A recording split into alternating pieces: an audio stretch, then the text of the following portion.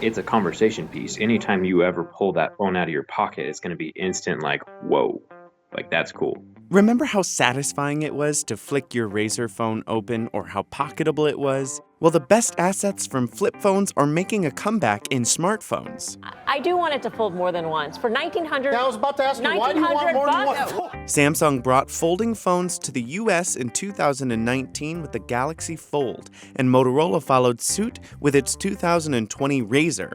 Samsung now has a second folding phone in its lineup, the Galaxy Z Flip. They allow you to take a device that would normally be big, like say your iPhone, you complain that the screen's getting too big, and close that into a smaller device that should theoretically be more pocketable. Companies like Royole, Huawei, and Xiaomi all have folding smartphones available or in the pipeline, and even Apple is speculated to have one in the works. But why? Why has the smartphone industry brought this form factor back from the dead? The reasons that manufacturers are bringing out folding phones aren't necessarily because consumers are saying, I want these and I need these. And at a price point of well over $1,000 with few models holding up to durability tests, who are these phones really for? After, 10 years of rectangle phones, it's kind of like, whoa, there's something new out there. It's not for, say, your mom or your dad or just some regular Joe. Folding phones are ridiculously profitable right now. There was a lot of satisfaction to folding phones. They were compact and fun to use, but since we've gravitated to larger, non-flip phones, our options have been more or less these thin glass and metal rectangles. On one hand, consumers have issues that they see that smartphones are just too big when they want to carry around in their pockets, but when they open them up, they enjoy a larger smartphone. And then the folks who already are comfortable with a larger smartphone, they want to be able to do more on these smartphones by unfolding them to turn them into a tablet. That could be one of the reasons why the form factor is making a return. But to get to where we are today with folding smartphones, two technologies had to be fine-tuned: the Hinge and the flexible Oled display. The Kyocera Echo gave users the first look at a commercially available dual-screen smartphone in 2011. It used a patented pivot hinge to lift the top screen up and away from the bottom screen, creating a device that looked like a really, really small tablet. The phone was not well liked by reviewers, but it paved the way for companies to create innovative hinges, which is a key component in folding smartphones. Normally with a Hinge, especially back in the early 2000s, late 90s, you didn't really have to worry about much except for maybe keeping the phone closed and not getting anything in it. Today you have to worry about a lot more. Then in 2013, Samsung showed off its Yoom concept, a flexible OLED display that was plastic instead of glass. LCD has so many different layers attached to it, and some of them can't be, bent, they can't be flexible. But with OLED displays, as long as the little diodes inside of the screen are airtight, you can put them in, anything you want, as long as, the connections aren't broken inside. The company later used this technology in its Galaxy S6 Edge smartphone, curving the OLED display around the corner of the screen. This is the technology it then developed into its folding smartphones. The number one most expensive technology on this entire device is the foldable displays. And as companies like Samsung get better at manufacturing them and manufacturing them at lower cost, they can then take those lower costs to the consumers. Thanks to these advancements, there are many folding phones on the market today. The Royole FlexPi was technically the first folding smartphone to hit the consumer market, but the Samsung Galaxy Fold was the phone that stole the show. And it proved that you can actually have foldable screens that are out there in the market. On the other hand, I didn't like the size of it. It felt weird, like a square, so it wasn't really useful for me, although it has a really solid following among enthusiasts. Motorola also became a contender with its revitalized Razr phone. That phone in particular drew excitement, thanks in part to nostalgia. If you look at my last video, I did the same durability test I always do, but now that video has 7 million views. Now Samsung has its second folding smartphone, the Galaxy Z Flip, which the company touted as the first phone with bendable glass. Every time you fold it, you're not just bending glass, You're bending the laws of physics. It wasn't even close to that. It was almost the same exact screen that they had on their previous version. So, I mean, that part was a little bit annoying. See, those two technologies, the hinges and the flexible screens that were so crucial in the popularization of folding phones, are also the two things that screw up the most. My tests are kind of, they're extreme, and they kind of like show the potential damages and like point out what people should be aware of. And like with a screen that soft, like, you do have to take care of it more than your average phone. Plastic or otherwise, quote, soft screens, along with dust-prone hinges, have wreaked havoc on these phones. The Samsung Galaxy Fold was riddled with display issues when it was released. And our first one broke, for example, and we weren't really sure if the second one would, even after our testing period after about a week or so.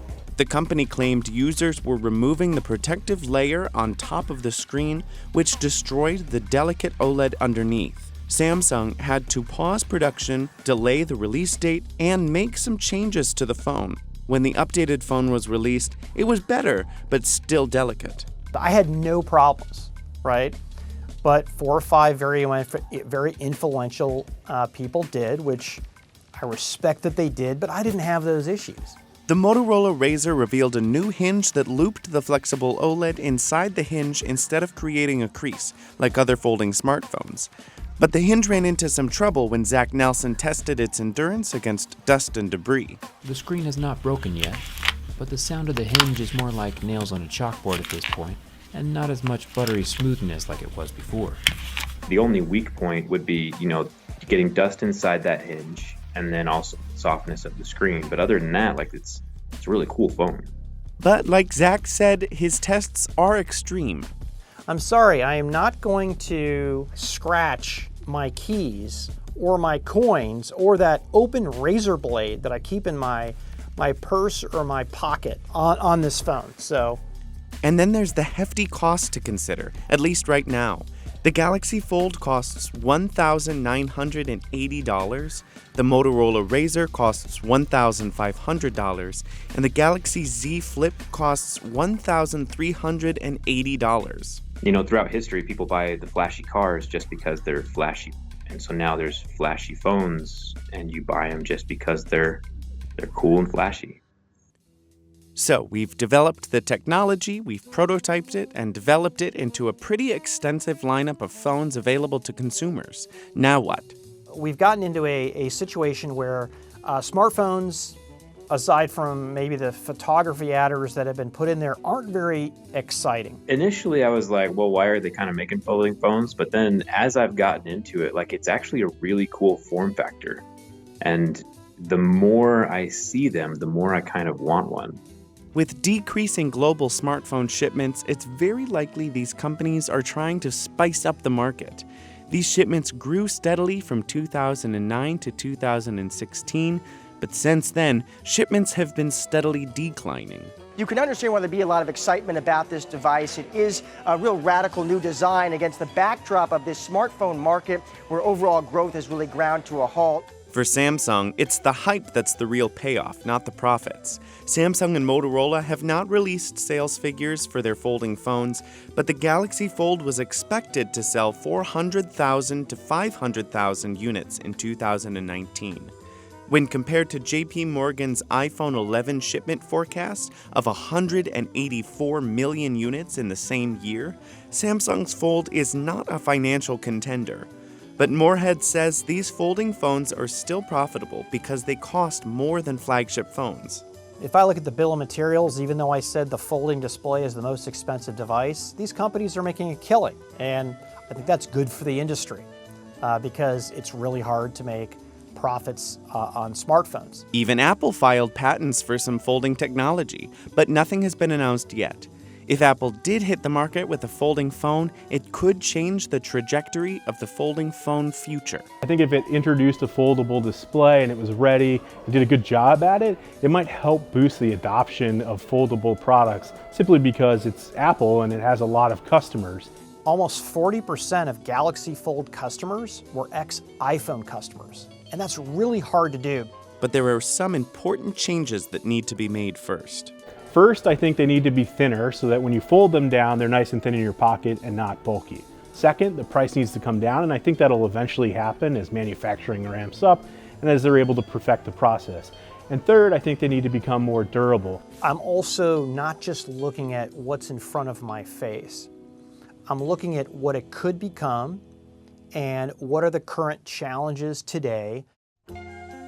When the iPhone was released in 2007, it changed the world. Smartphones were to become almost ubiquitous 10 years later. When Apple dropped the headphone jack, it changed the way we connect to our phones. Wireless headphones are now everywhere. When phone companies ditched physical buttons on smartphones, it changed the form factor we were used to. Now, you'd be hard-pressed to find a flagship phone that has a physical button on its front. But it's hard to see a future where folding phones are the norm, at least with what we're seeing right now. I think the Galaxy Z Flip, even though it's expensive, is as close to there as we are right now, but we're not there yet. I absolutely don't believe this is a fad, this is a trend, and to me it's very natural. I don't think it's a fad. I think it's going to stick around for a while.